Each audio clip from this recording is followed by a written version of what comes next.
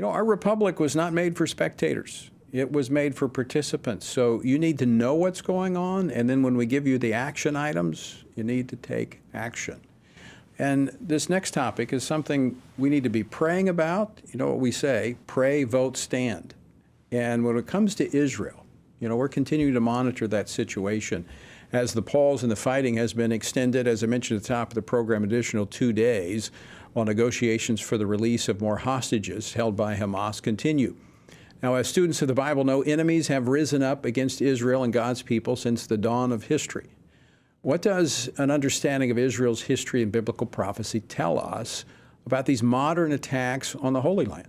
I mean, Jesus warned us, you know, don't be deceived, don't be surprised, these things would be happening. Well, join me now in studio to discuss this and more is Amir Tsarfati. He is the founder and president of Behold Israel. He's a noted speaker and author of many books, including the upcoming book, Discovering Daniel. Amir, welcome. Thank you, to Tony. Washington Watch. Good to see you. Good to be here. So, just for the benefit of our listeners and our viewers, we go back to, I guess, 2015. We were in Correct. Israel. You led one of our first tours that we took to Israel. Yeah, it was wonderful. It was. You brought a few buses, and we had a good time and good fellowship also. Well, very educational as one who is a follower of Jesus. Jewish roots, you understand the country, you understand the geopolitical environment there. Let's just jump right into this, Amir. Give us the latest. You just returned from Israel here to the United States, or just came to the United States from Israel. Give us a sense. Well, we're a nation that is post-trauma. We just experienced a 1 day of Holocaust, unspeakable crimes against humanity that were performed by bloodthirsty people that have no regards to human life and have no intention to have any peace with us at all. Which, by the way, leads me to Psalm 120 that says that I have dwelt with people who hate peace. When I am for peace, they are for war. And that's who we have business with. And Israel, for the longest time, tried to appease them by giving them jobs within Israel, by allowing money to flow in. But this monster, rose one morning and tried to devour us. It's beyond description. Yeah, I have no words. I mean, I've used this term. Correct me if you think I'm wrong, but it's demonic. I don't think a human to be someone who was created in the image of God. I don't see an ounce of the image of God in people that do stuff like that. Yeah.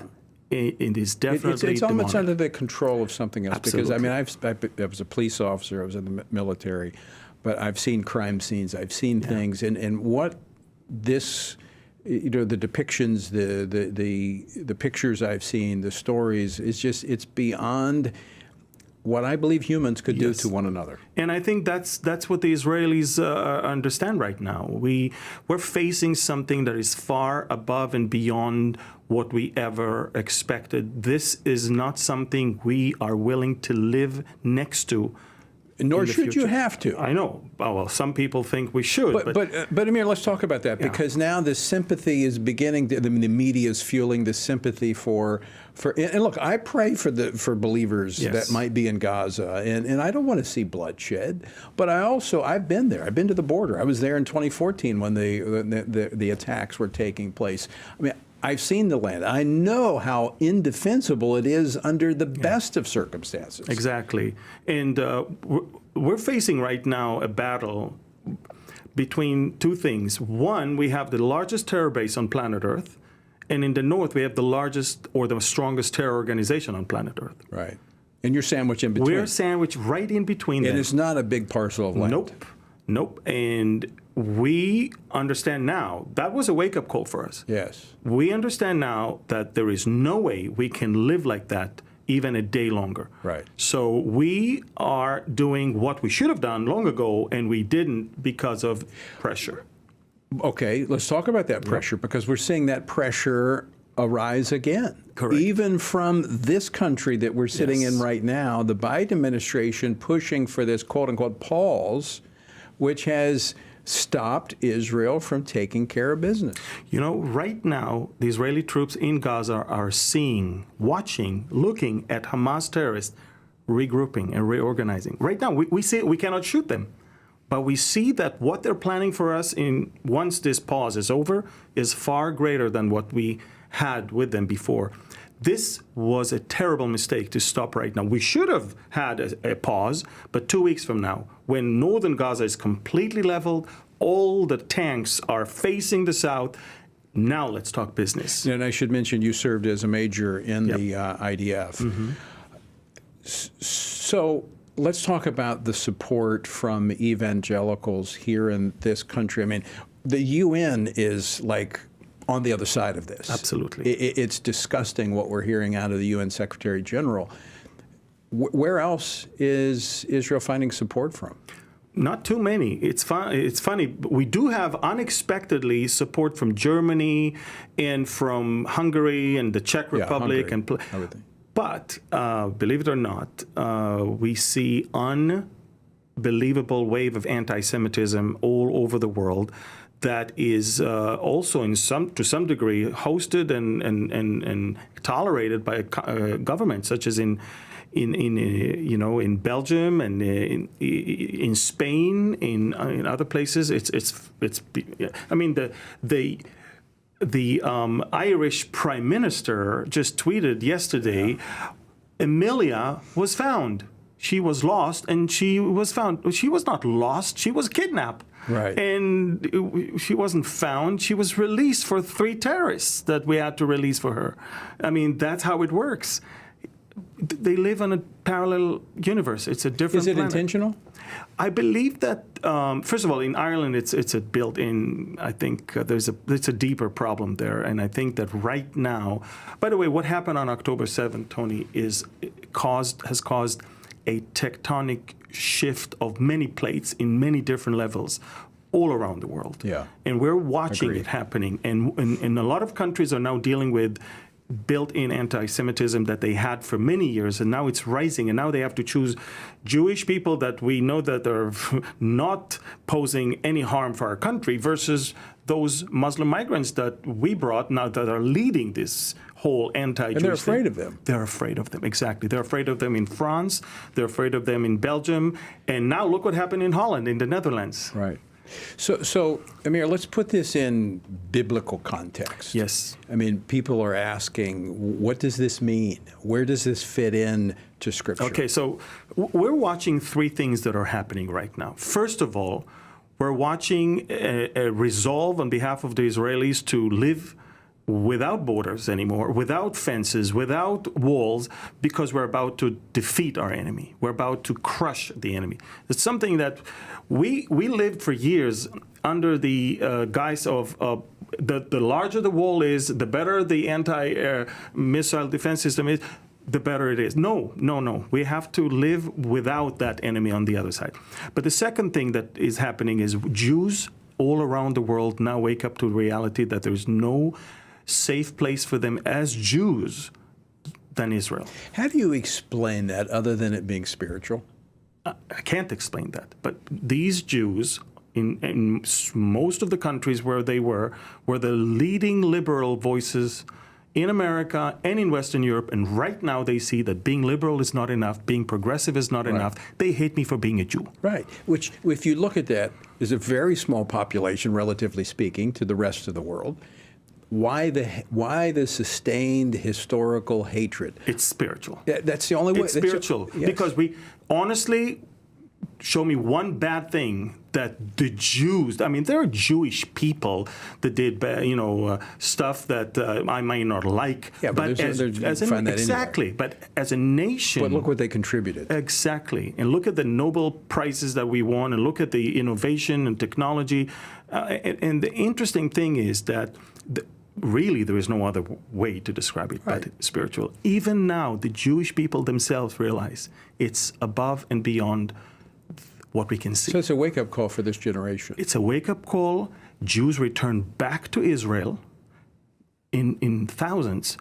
And the Jews in Israel are fleeing. There's an exodus from hedonism and materialism and secularism towards believing in God because they understand. So a spiritual revival?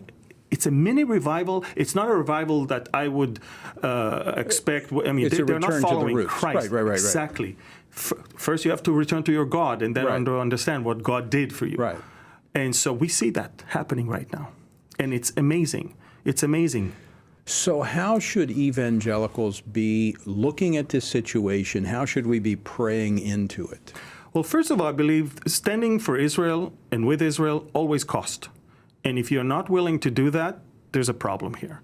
Jesus is going to one day judge the sheep and the goats based on how they treated the least of his brethren. I mean, even Joel chapter 3 talks about the fact that nations will be judged according to what they did to the nation of Israel. Right. Christians must know that they have to stand for Israel, have to pray for Israel, have to help them. Literally help them. Right. That's the way it is. God is expecting that from them. But also I think that we need to pray that for many Jewish people, that the veil will be lifted as they make their way to their God. See, I think this is that opportunity, not just for the Jewish people, but for the world to see. Yes. That, see, I'm believing and praying that God is going to do what he's done in the past for Israel. He's going to show himself mighty Absolutely. to save, and it will be beyond man's explanation. Yeah. Without pointing to God. I mean, that's the only way you can explain it. You point to God, which will be this revelation for those who have eyes to see. They'll be able to see it. Absolutely. You're right. And I do believe that if you really have eyes to see and ears to hear, you're about to see amazing things. God is on the move right now. And by the way, I believe God is testing the nations right now. He's testing the nations. And among the nation, he's testing the believers, his people. Yeah. And Israel has always... On where we stand with Israel. Yes, Israel has always been... Look, when I began to travel around the world, God showed me, wherever you go, look at what they teach about Israel, and you will know the spiritual state of that church. Because it's like a litmus test. It's amazing. So when I chaired the U.S. Commission on International Religious Freedom, we were looking at this rise of anti-Semitism in Western Europe. And part of the concern, and historically speaking, is that that's usually, as the Special Rapporteur for Anti-Semitism at the United Nations said, it's the canary in the coal mine. Correct. And so if Christians are silent here on what is happening to Jewish people all over the world, we're next. Absolutely. And by the way, those terrorists always say the Saturday people are first, the Sunday people are next. They use that term. They don't even hide it. And I mean, Europe must wake up, and America must wake up. America has thousands of sleeping cells all across the country. Your southern border is so open, and I can't even imagine how many Hezbollah and Hamas cells are in your country right now. Yeah. They're testing you. And look, they waited and waited and waited and deceived us and deceived the whole area that they're deterred and they're not going, and then boom, one day they strike. So was a part of it the political acrimony and division in Israel that opened the door for this, you think? Absolutely. They saw that they thought Israel is too weak to respond. The society is too divided. They lost their patriotism. They lost the sense of, giving your life to this country. That's what they thought. That's what. Yes. You sounds like you're describing America, though, too. Absolutely, because this is exactly what the whole world is experiencing, and America leads that. And I'm telling you, when they smell weakness, they strike. So we're positioned to be hit. I have no doubt. I've said that from day one. For me, when I came it wasn't 9/11, it was 9/9. I came to America. And I gave a teaching called Will There Be Peace? And I talked about the coming Islamic terrorism to America. Nobody bought the tape, don't worry. The next day I was in New York City, and I asked, what's going to happen if something hits those two buildings? Because I asked Pastor Lloyd Pulley from Calvary Yes, Chapel yeah, of right. I know Old Bridge, and the next day it happened. And because to me it was evident that they're just waiting for the right time to do it. If you have eyes, you can see. Absolutely. And I hope that Americans are going to wake up to understand that you are in a crisis right now, and you have to stand up, and you have to change this policy. And you know what you need to do in November. Amir, unfortunately, we're out of time. All We right. could spend the rest of the night talking. Very quickly, how can folks find out more about Behold Israel? Well, beholdisrael.org. We are on Telegram, Instagram, Facebook, and YouTube, Behold Israel. And again, go online to our website and you'll find the rest. And frequently with our mutual friend Jack Hibbs. Yes, out exactly. Calvary Chapel, Chino You're right. Hills. Amir, thanks so much for Thank you, joining us Tony. today. Always great to see you, brother. You too.